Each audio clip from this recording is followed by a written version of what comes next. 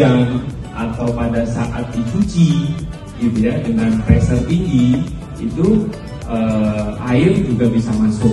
Makanya hari ini kita ingin kasih lihat gitu ya, karena Yaman sudah mempertimbangkan itu semua, bukan hanya pemilihan part, bukan hanya kualitas partnya, bukan hanya proses gitu, tapi juga segala aspek yang bisa membuat produk ini durability-nya panjang.